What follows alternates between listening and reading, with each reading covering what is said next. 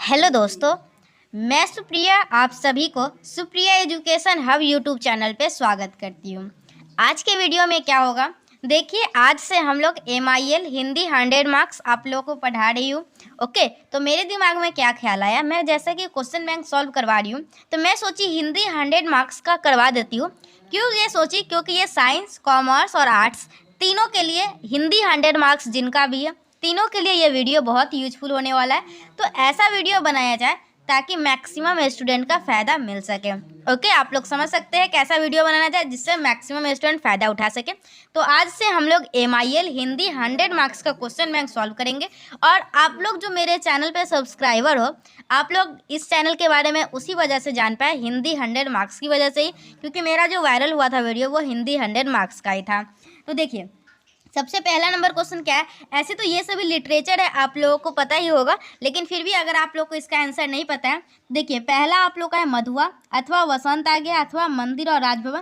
तो मैं आप लोगों को क्या करती हूँ, ये जो भी कहानी है ये मैं आप लोग को अलग वीडियो बनाऊंगी, जिसमें वीडियो बनाऊंगी ऐसे मधुआ और उस कहानी को समझाऊंगी, वसंत आ गया है उस कहानी को समझाऊंगी, वैसे समझाऊंगी।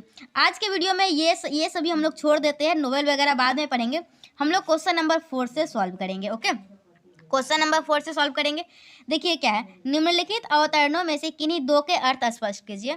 तो यहाँ पे क्या है, पहला है समझ किताबें पढ़ने से नहीं आती, दुनिया देखने से आती है। तो चलिए हम लोग अब इसका आंसर देखेंगे। 1 2 3 ये हम लोग कविता कहानी पढ़ेंगे, उस समय पढ़ेंगे हम लोग 4 5 और 6 7 8 ये तीनों सॉल्व करने वाले हैं। ओके, तो हम लोग का क्या है, समझ किताबें पढ़ने से नहीं आती है, दुनिया देखने से आती है, इसका अर्थ चलिए स्पष्ट करते हैं। चलिए देखिए, समझ किताबें पढ़ने से नहीं आती है, दुनिया देखने से आती है, इसका अर्थ स्पष्ट करना है। प्रस्तुत पंक्ति प्रेमचंद्र की कहानी बड़े भाई साहब से उद्धृत अंश है। मैं आप लोग को जिस समय बड़े भाई साहब कहानी पढ़ाऊंगी उस समय पूरा कहानी आप लोग को अच्छे से समझ में आएगा। बस अभी ये लाइन का मतलब समझ लीजिए। ये जो लाइन लिया गया हुआ है ये बड़े भाई साहब कहानी से लिया गया हुआ है, जिसके राइटर प्रेमचंद्र जी हैं। कहानी में इस पंक्ति के वक्ता बड़े भाई साहब हैं। वे अपने छोटे भाई को नसीहत देते हुए कहते हैं, ओके, इसका ये जो लाइन बोल रहे हैं ना, ये बड़े भाई साहब बोल रहे हैं, अपने छोटे भाई को समझा रहे हैं और बोल रहे हैं। वे अपने छोटे भाई को नसीहत देते हुए कहते हैं, समझ किताबें पढ़ने से नहीं आती बल्कि दुनिया देखने से आती है। उदाहरण स्वरूप वे कहते हैं कि हमारी अम्मा ने शायद कोई दर्जा नहीं पास किया था, परंतु उसे दुनिया का हमसे ज़्यादा तजुर्बा है।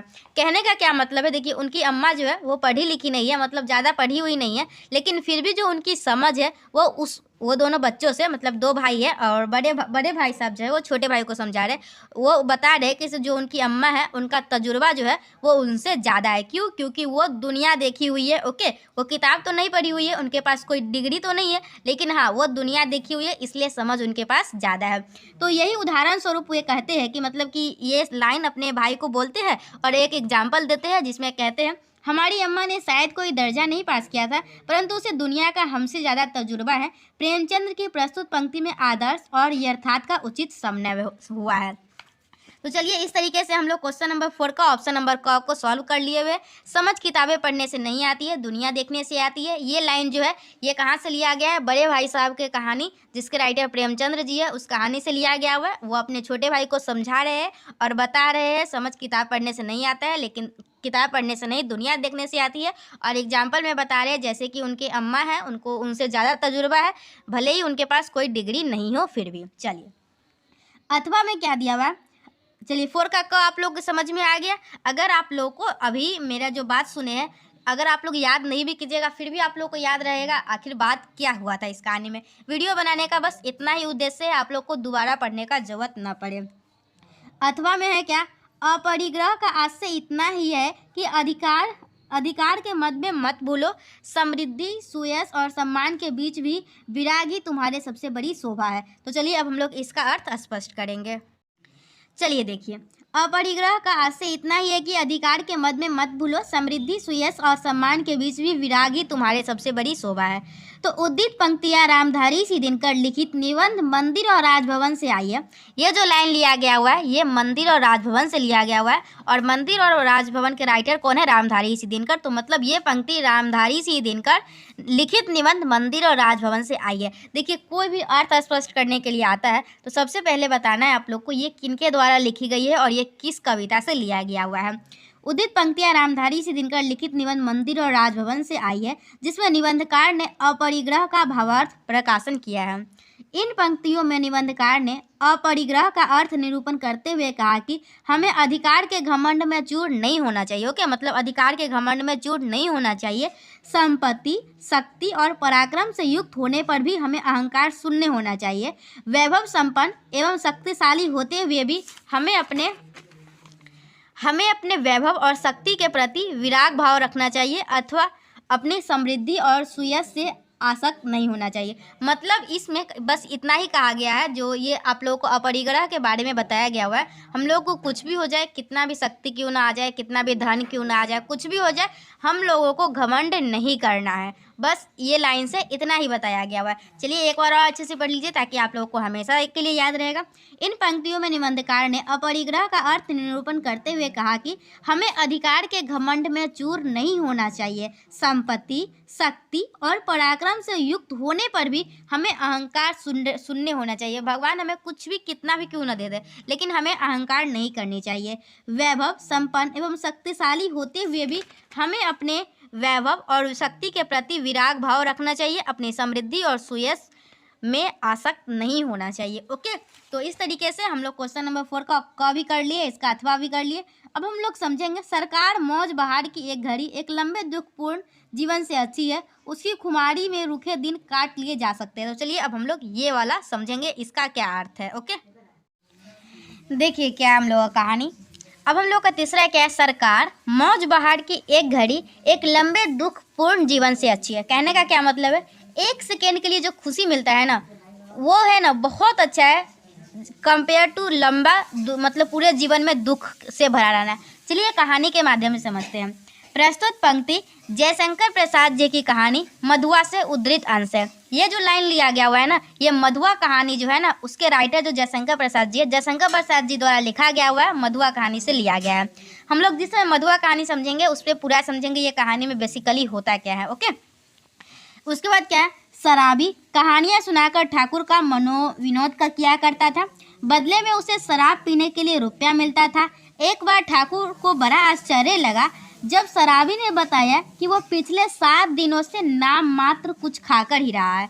मतलब वो जो शराबी है ना, वो ठाकुर साहब को कहानी सुनाता, उसके बदले ठाकुर साहब जो है उसको कुछ पैसे देते थे।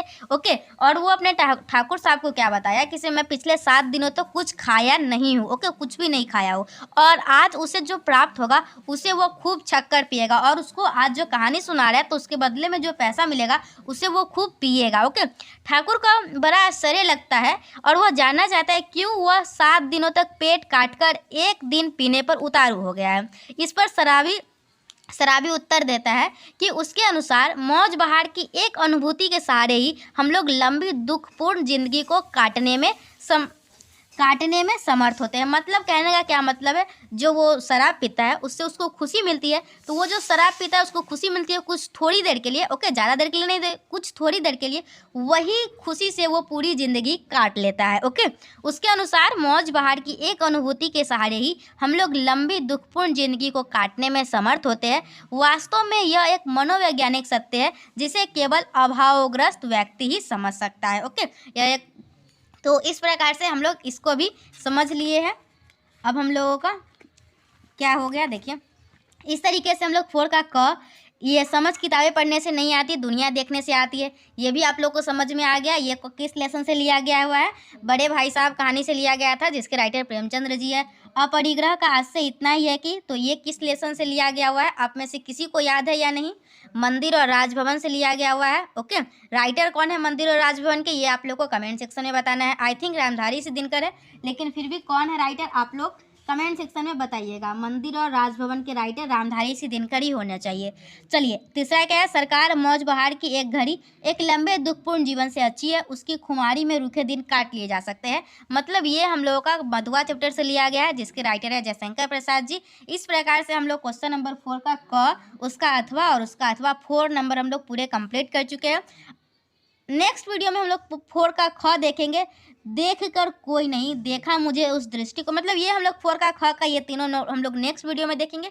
फिर ये सभी का लिंक देखेंगे, मतलब धीरे धीरे हम लोग सभी कंप्लीट करेंगे सब कुछ। ओके, बस आप लोग पेशेंस बनाए रखिए और जो कुछ का भी क्वेश्चन बैंक चाहिए कमेंट सेक्शन में बताइए, ताकि मैं आप सभी को प्रोवाइड करवा सकूँ।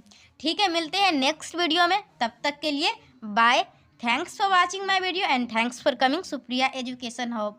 Supriya education hub, I hope आप लोग ये वीडियो एंजॉय किए होंगे और आप लोगों को अच्छे तरीके से ये तीनों पता चल गया होगा ये जो लाइन लिया गया हुआ है वो किस कहानी से लिया गया हुआ है और उसके राइटर कौन है, क्या कहना चाहते हैं।